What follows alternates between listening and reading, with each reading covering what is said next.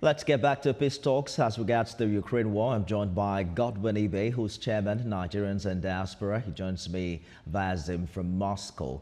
Thanks for joining us on The World Now. Trump has since made it clear that he wants to bring the Ukraine conflict to a swift end. I'm wondering what you make of this renewed effort to end the war, which is now about to enter its fourth year.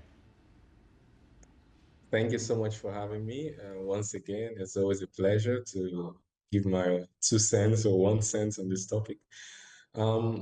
Yes, it's nice that the President of the United States wants such a goal to end it quickly, and I'm certain that it's not only his goal, it's the goal of everyone, including Russia, to end it quickly.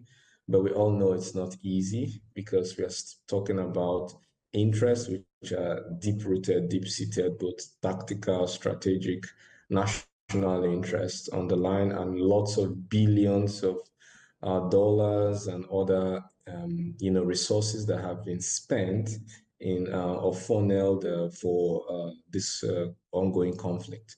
So it's a nice and rather a great desire, but it takes a lot of negotiation, compromise, and accepting realities for us to be able to reach the stage of peace.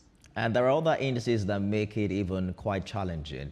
There are concerns apart from calling for peace, issues like what the borders of Ukraine will look like post-war and Ukraine's ambition to join NATO. How complicated do you think these factors are? Well, 20% of pre-conflict Ukraine is now part of Russia, and according to the Russian constitution. As Trump has said, it's unrealistic to expect to get them back. I think it's only Zelensky, president of Ukraine, and maybe his supporters who think that there's any slight chance. But I think even the United States knows that it's unrealistic to expect this, and I think it has been voiced out quite clearly.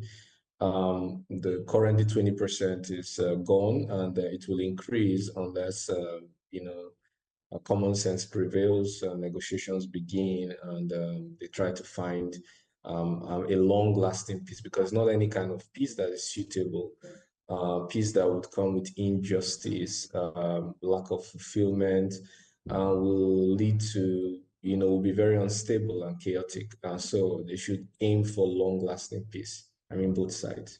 Some have said what will end this war is not the peace talk. It's actually the body language from US. If it's not going to fund Ukraine, then there is no war, especially hearing the US position on pre-war border and even Ukraine's membership of NATO. Oh no, that's an overestimation of the capability of one side. During Joe Biden, the US went all in and they couldn't achieve anything in terms of stopping Russia from taking 20%. So irrespective of whether Trump goes all in or doesn't go all in, there will still be conflict if Russia doesn't want, if Russia isn't satisfied with the proposal that's put forward. So it's not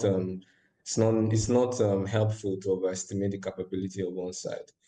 With that being said, the interest, both the strategic, tactical, national interests of both sides have to be taken into consideration. And we're not speaking only about border. Border is just one thing. Even if you agree today to keep for Russia to keep 20% of pre-conflict Ukraine, it still will not be enough for Russia, because Russia has a lot of Russian-speaking people, native Russians in Ukraine, spread all over Ukraine. They want them to be able to use their language. They want them to not be able to be, they don't want them to be repressed or to be persecuted. The Russian church, the Orthodox church in Ukraine has to be protected. All these are very deep-seated cultural problems, which is not just limited to border. So I'm afraid that even if the United States agrees, but it won't suit Russia in any way, shape, or form, because they're ethnic Russians. Over an hour conversation between Putin and U.S. president. That's big, considering what appears silence of communication between Kremlin and the White House in the past years. I guess time will tell what this means for U.S. Russia relations. Godwin Ibe, thank you so much for talking to us on The World Now.